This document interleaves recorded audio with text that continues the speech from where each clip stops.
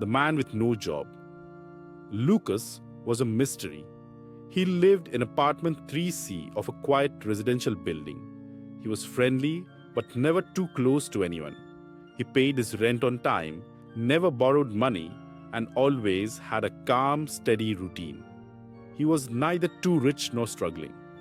But there was one thing about him that made the entire building curious. No one knew what he did for a living. It wasn't for lack of trying. The curious neighbors, Mrs. Henderson from 2B, the neighborhood's most inquisitive woman, had tried many times to figure it out.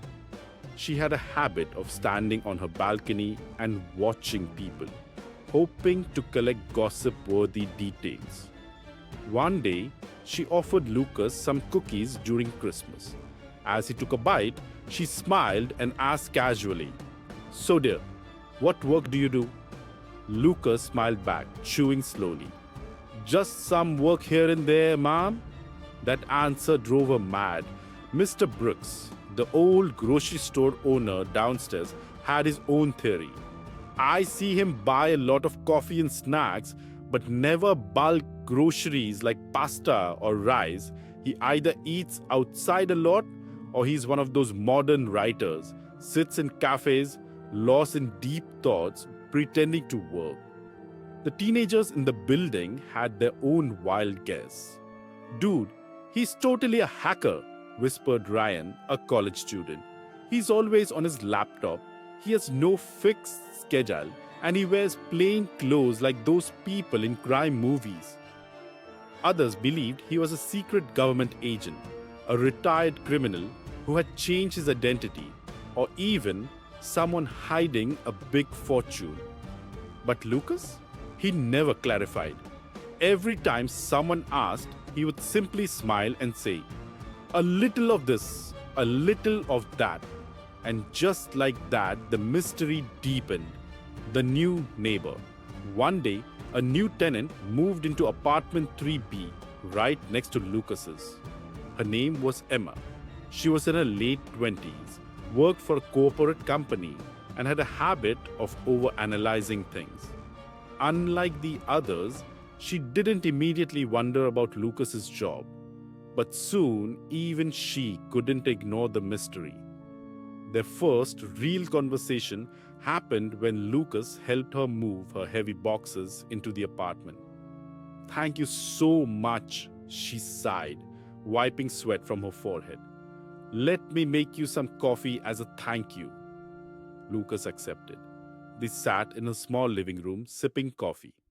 "So, what do you do?" she asked without really thinking about it. Lucas smirked. "A bit of everything." "That's vague." "That's the idea." Emma rolled her eyes. "You know the whole building is obsessed with figuring out your job, right?" Lucas chuckled. "I know. You don't care?" "Not really." And just like that, the conversation ended. A strange routine. Over the next few weeks, Emma started noticing things. Lucas had no fixed routine. Sometimes he would leave his apartment early in the morning, wearing formal clothes. Other times, he'd be on his laptop late at night, typing away. He rarely spoke about work stress, meetings, or deadlines like most people. One evening, she saw him sitting on the rooftop, writing something in a notebook. "Hey, secret agent," she teased, sitting beside him. "Journaling your top secret plans?" Lucas smirked but said nothing. Emma sighed. "Okay, I give up. But tell me one thing. Why don't you ever tell people what you do?" Lucas closed his notebook and looked at her. "Because once people know, they put you in a box. They decide who you are based on what you do. And I prefer to keep them guessing." Emma frowned. "That's actually interesting." Lucas nodded. "Try it sometime. When people don't know your entire story, they treat you differently. They stay curious. They respect the unknown." The midnight secret one rainy night around 2 a.m., Emma was woken up by a noise. It was coming from Lucas's apartment. She got up, peeped through the peephole, and saw Lucas stepping out, fully dressed, carrying a small black duffel bag. Curiosity got the better of her. She cracked open her door just enough to whisper, "Lucas?" He stopped in his tracks. "Go back to sleep, Emma." "What's in the bag?" she asked, ignoring his warning. Lucas sighed. "Nothing illegal, if that's what you're wondering." "Then tell me what's going on." He hesitated, then walked over to her. Lowering his voice, he said, "There's someone I need to help. That's all you need to know." And then he was gone.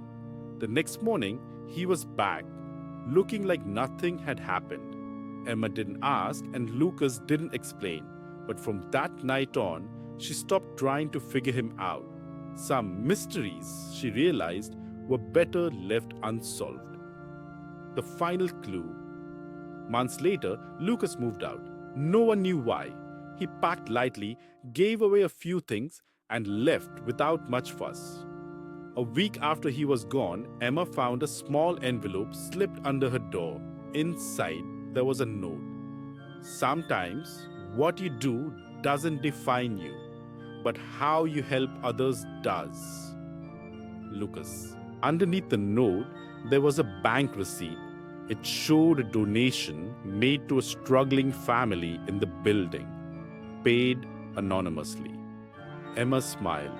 She never saw Lucas again, but she finally understood. He was never a spy, a writer, or a hacker. He was